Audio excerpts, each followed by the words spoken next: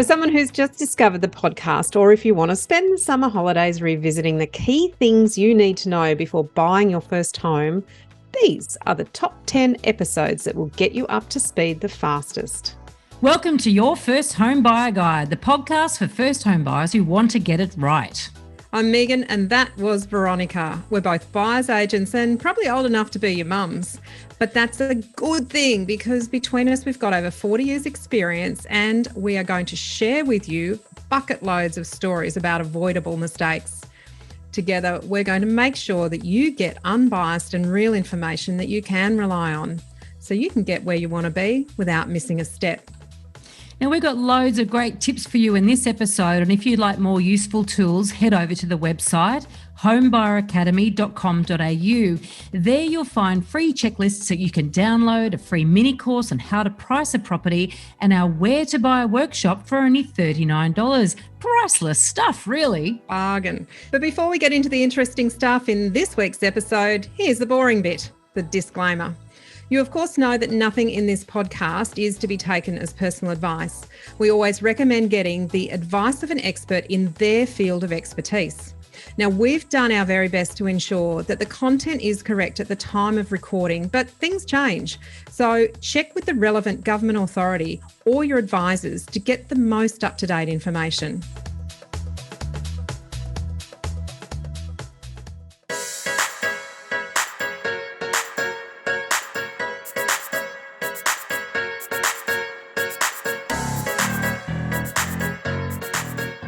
Today, we're giving you the quick start guide to this podcast, the 10 episodes that will get you up to speed the fastest.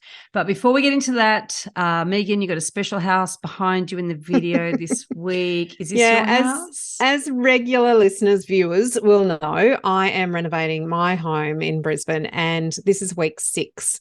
Massive milestone. This is the bottom slab going in. So it's a bit of a split level going down a slight slope on the hill.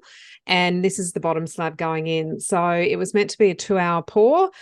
It turned into 8.5 hours because COVID had taken so many of the concrete truck drivers out that instead of coming every half an hour for a 2-hour time slot, they came every 1.5 hours. So it just, the poor concreters who were fantastic, tremendous attention to detail, were just standing there twiddling their thumbs waiting for concrete trucks to come. So there is a little thing that can be completely outside of everybody's control.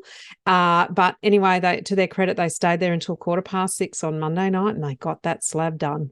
How exciting. It is. It's a massive milestone. Wow. And much tidier work site now. Yes, I can imagine. No more mud. All right. And it's raining torrentially at the moment, so thank goodness that one went down. Welcome to Brisbane. It's the first day of summer today when we're recording this, Veronica. It's the 1st of December when we're recording this. Goes live later. But it is 18 degrees. Oh, chilly. It's freezing. It's a warm winter's day in I'm Sydney. going to have to Brisbane put a jacket today. on. Yeah.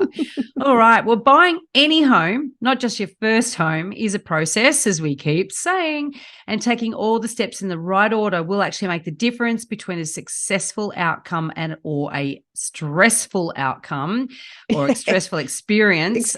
Yeah. So we're running through the top 10 episodes that we think you should listen to if you really want to come up to speed very quickly. And the first on our top 10 list, there's no real order to this 10 either. It's not like we're going to give you number 10 first and then number 1, yay. It's not a countdown. Yeah. There is a reason for number 10 being number 10, but this is not a countdown. So the first episode on our list is episode 2, right? Which is the 3 most common first home buyer mistakes. And this is really interesting, Veronica, because obviously episode 2, second one we did, Yeah. but it's actually one of the most viewed. So it's actually one of the ones that most people go back to when they find us further down the journey. So it's one of the most revisited ones. And this is about avoiding the most common and most avoidable mistakes. And that's really what we're about, isn't it? It's not only about educating you about what to do, but sharing with you the things that you need to avoid, because you don't know what you don't know. And awareness raising is such a vital part to getting the process right. So those top 3 mistakes, Veronica. Let's go through them one at a time. Getting advice from the wrong people. Now we're not going to labor these points because you need to go back and listen to the episode. But oh my God, how easy is it to get advice from the wrong people in property because everyone's got an opinion. And everybody thinks that their journey should be the same as yours, or your journey should be the same as theirs. And they are looking for some sort of recognition that what they did was right, that external validation. So be really careful about that. Dangerous. The second top 3 mistake or common mistake is using grants without having the full picture. So letting grants, incentives, payments, whatever you want to call it, letting those be the things that guide your decision-making about which property to buy. Big mistake. We get that, all that sort of free money dangling from the government is really tempting. But when it causes you to buy a poor asset, it could really shoot you in the foot in the long run. So that's why you definitely need to listen to that episode to know how to avoid that really common and very compelling trap. Yeah. Yep.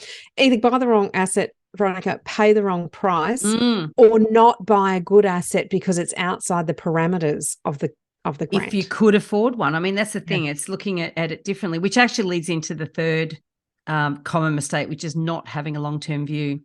And we just had actually, if you refer back to episode, don't go back. In 2 episodes' time. We interview. We're doing, it's a mind bend this. Sometimes we interview out of order, but we're interviewing Sarah Megginson from Finder about cybersecurity. So come back in 2 weeks and listen to that one. But her tip is around having a long-term view. Absolutely. And she talks very much about her journey and what she would have changed. So these 2 dovetail in really well together. Now, the second episode on our essentials list, if you're having a catch-up or having a good time over summer, listening and arming yourself with information, is episode 5, which is investing fundamentals. Now, even if you are not buying an investment property, you're buying a property to live in, as most first-time buyers do, your property will also fulfill a dual role as an investment. And what we mean by that is that your own home is an investment, especially because of the very favorable tax treatments in this country as well. And also knowing that your first property isn't likely to be your forever home. You want to make sure that you maximize the investment possibilities with it. And potentially you will keep it as an investment and rent it out in the future. But there's lots and lots of reasons why knowing the investment fundamentals that we take you through in this particular episode are so important. Yeah. And we talk about what makes investment grade versus investor stock, and they're 2 really different things. And you've got to be really alert when someone says to you, oh, this is good investor stock. It's very different to investment grade. Or why capital growth is more important than yield when you're looking at it from an investment point of view. So some of you are rent investors. Some of you are thinking, this is my first property that I'm buying. I need to have an investment hat on when I'm thinking about this. And a lot of people talking about investments say, oh, it's good because the rent covers the mortgage. That is not a good investment, right? It might be, not but that is in and of itself. No, that's the cherry on the cake. Like the good investment has to be a good investment. The cash flow is separate to whether it's a good investment or not. Now, listen to the episode, you get more of that. We talk about land value versus the improvements on the land. So it's, what are you buying? What are you renting if you're going to rent it out? But also that there is a secret to capital growth. Yes, and it's a beautiful secret. Oh, I love it. The compounding nature of capital growth. The 7 key fundamentals in assessing a property. And, these are general fundamentals. There are area specific and suburb specific and property type specific. So we're not going to go into the depth of that right now, but it's important to understand the mistakes people make when buying property for tax reasons. Just the same as buying for a grant. To get a grant, some people buy property so they can save tax, but it's a false economy. Yeah, because if you're claiming deductions along the way, it's going to hit you at the end when you sell it. Yeah. So it's not free money in the bank. It might be decreasing your holding costs along the way, but it's probably not a good asset if you think about it. Yeah. And then the costs when buying a home and hiring a property manager. We go into that and why it is good and what to look for and so forth.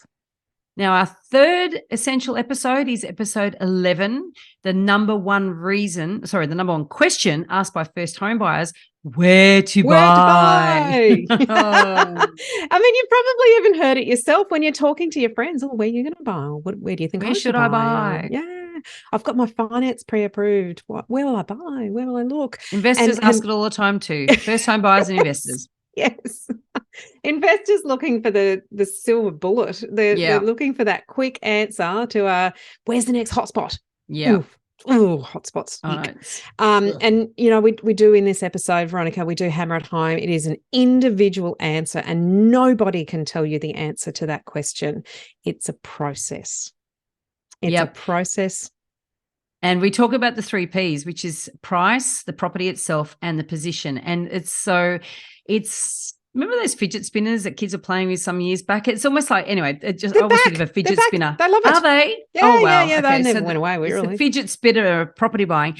So with those 3 Ps, one of those Ps is going to compromise more than the other 2, but the actual solution for you is individual to you. And there is a process to go through. And so that's what we cover in that episode.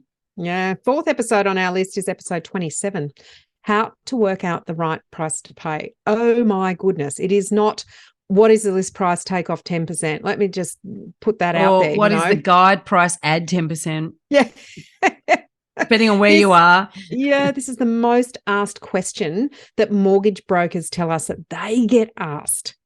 Like people are asking a mortgage broker, what should I pay? And the worst thing is when the mortgage broker presses a button and prints out an AVM or an automated valuation model and gives you a piece of paper, a little booklet that says this is what it's worth.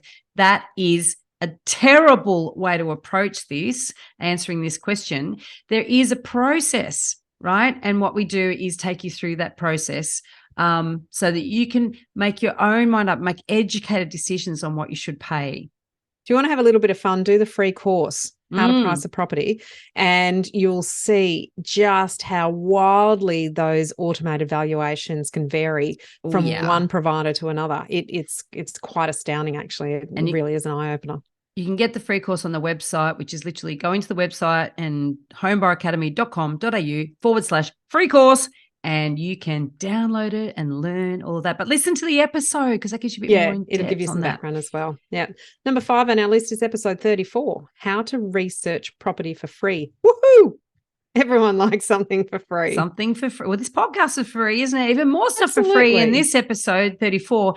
In this episode, we give you a list of some of our favorite free sources of property data, but so you don't drown in information overload. This is the very important thing because there is so much out there. So much, but a lot of it is noise, a lot of it is confusing, and a lot of it is actually irrelevant. So what we do is let you know exactly what's valuable on each site, because not everything in every site is valuable. We cherry pick it for you and let you know, so you don't have to waste all that time. And how to dig down under it, because as we have found out over many, many years, you can get a statistic and you can support one argument, and you can actually support the other side of that argument with the same set of statistics. How to lie with statistics. You can lie with statistics. Yep. Absolutely. There's a book written. It's called that. That is the title.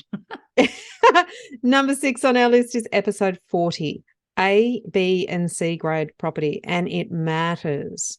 It matters. You have to understand the difference between an A grade, a B grade, and a C grade property when you're going in and want to be a really smart, switched on purchaser. Learn this and you won't buy a lemon. Yeah. And nobody wants a lemon. Nobody wants a lemon. It's interesting. In a hot market, all right, people compete for everything. They compete for shit. They compete for B and C grade properties, right? Yep. So when a hot market, you pay a premium, make sure it's only on A grade properties. So you got to listen to this episode and learn about that. But in a slow market, in a cold market where there's less stock on the market, usually there's more B and C grade property than there is A grade property. So therefore you need to learn how to identify it so you can ignore all the other stuff that you should not be buying, the stuff that might be tempting because it's cheap, and you focus on really A grade property. So it's fundamental to capital growth, learning these principles. Yep. 7th in our quick start guide list. I hope you've been taking these down and writing notes. They'll all be in the show notes. 41. Don't you worry. Episode 41.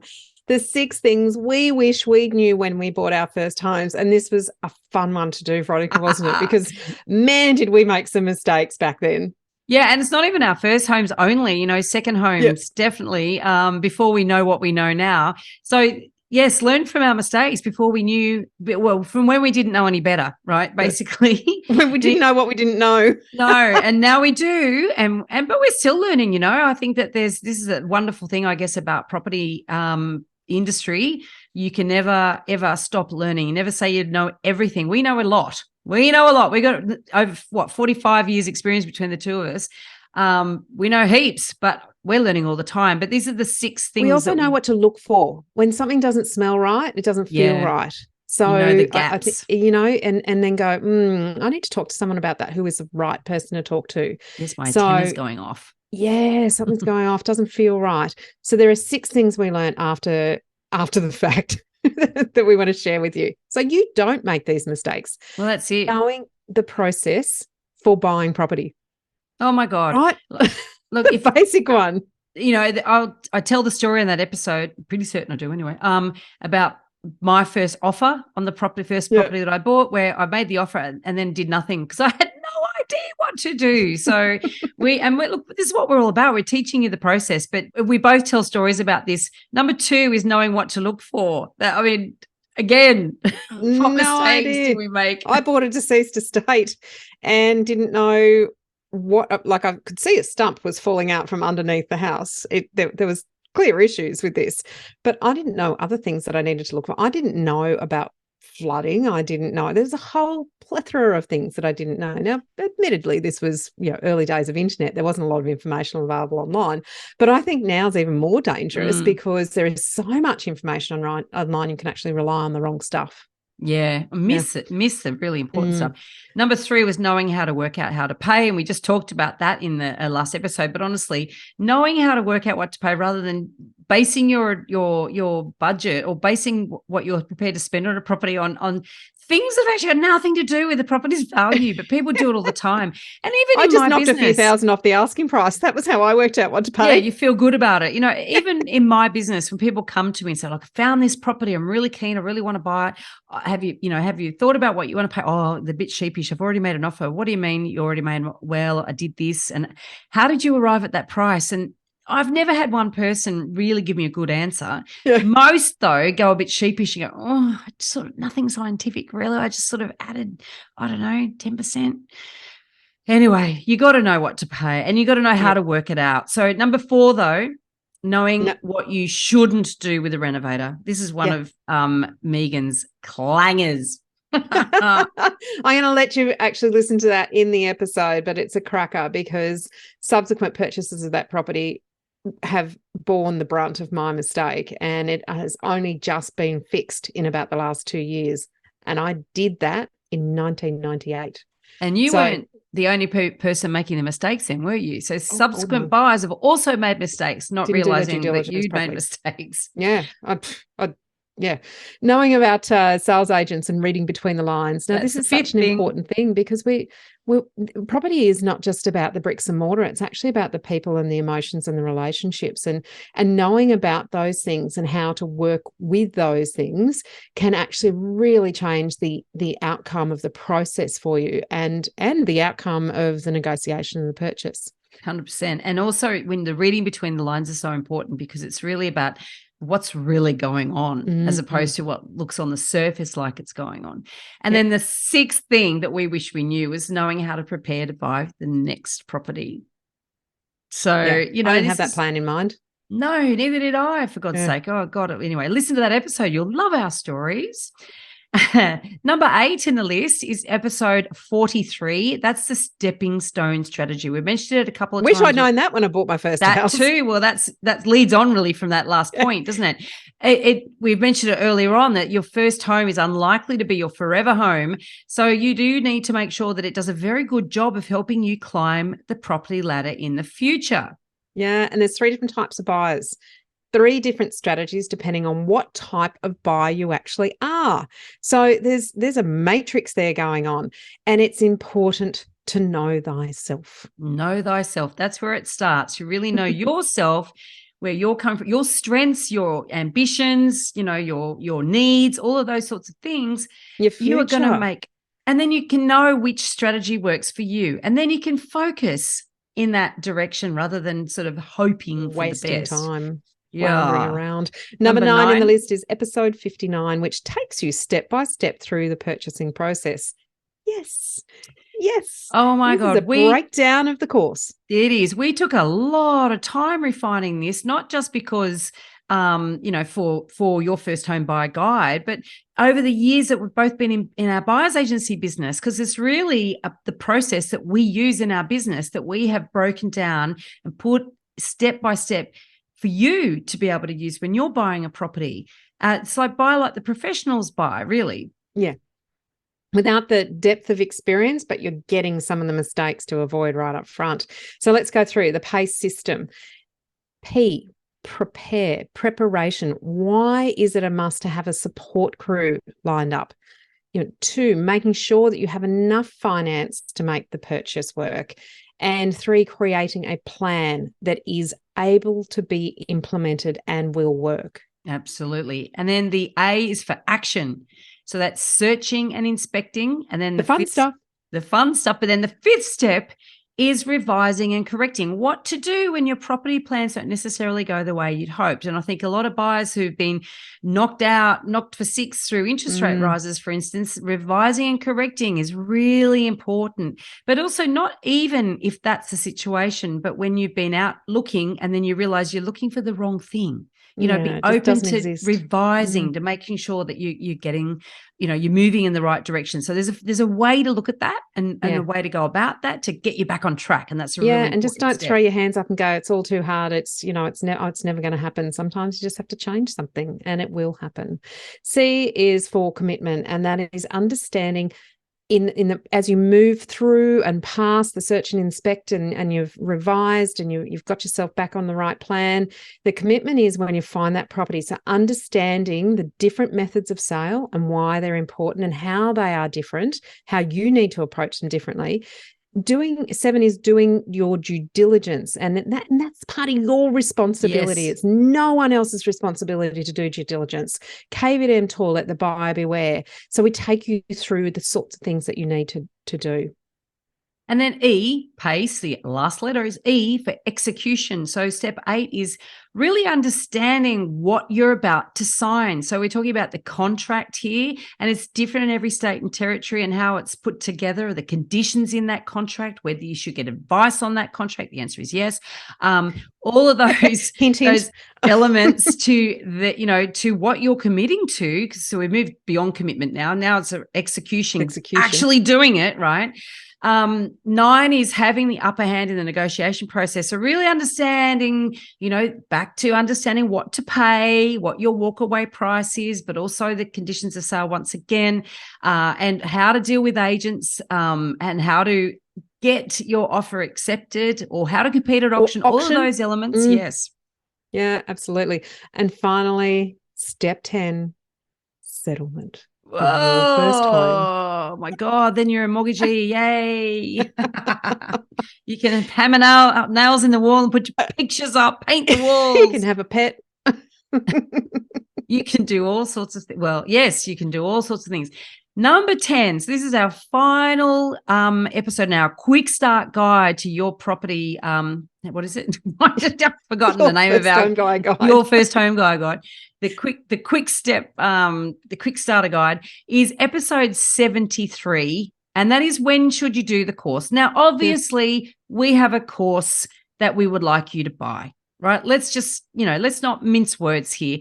And the reason, right, we give you so much free advice on this podcast, and we love helping first home buyers. But really, to get the most out of us and everything that we know, you need to learn how to do everything in the right order, what to do and when to do it. And that's what the course will teach you. Yeah. And most of all, making sure you don't make the mistakes that other people have made along the way. It's really empowering, I think, Veronica.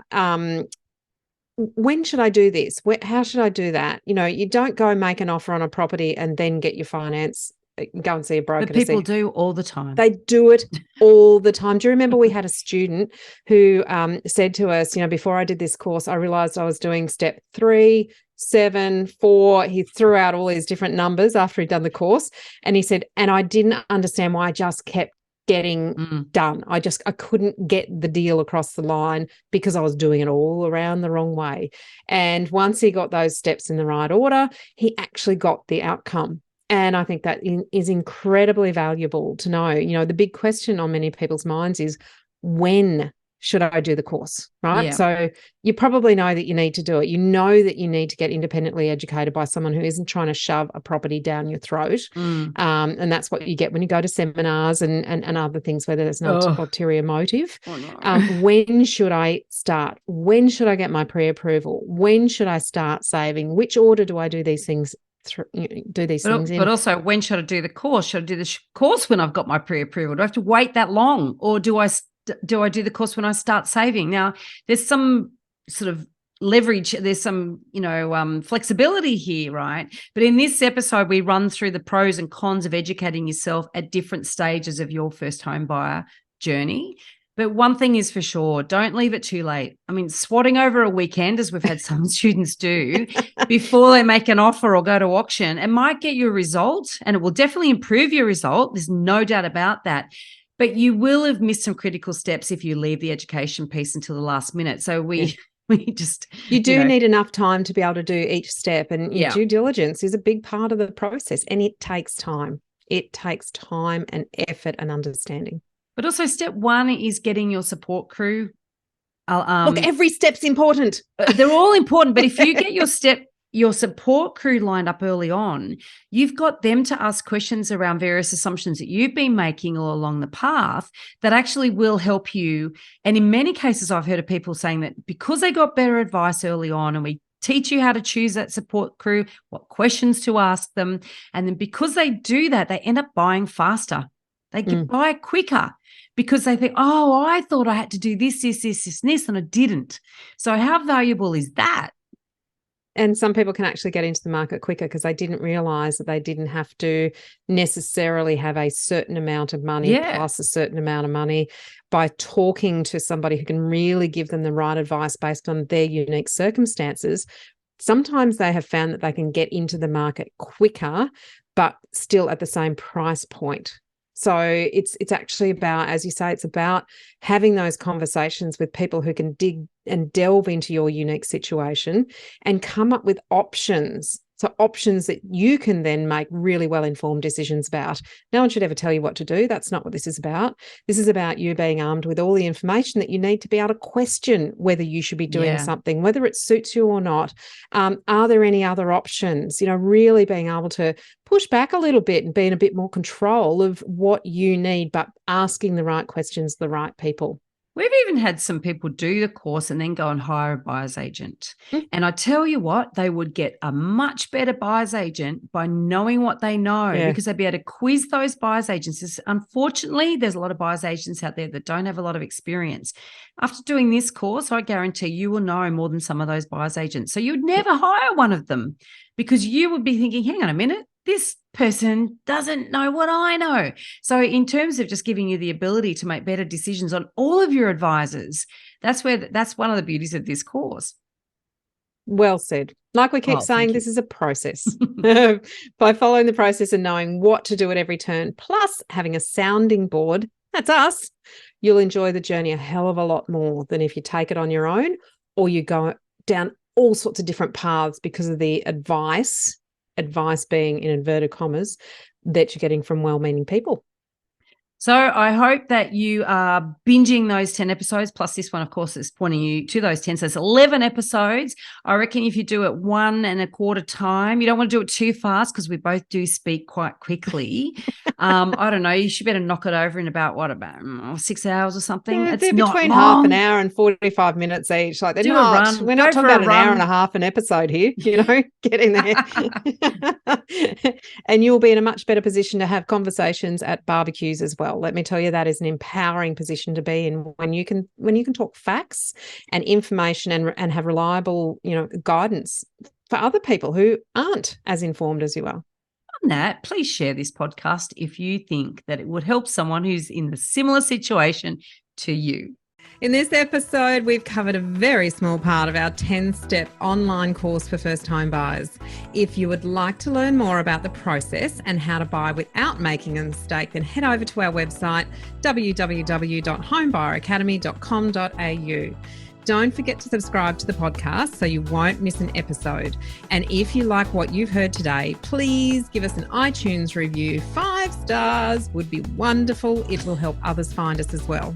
Thank you for joining us. We hope you found this really useful. And if you have, please share the love with others who you know are in the same boat. We'll be back next week with some more priceless stuff.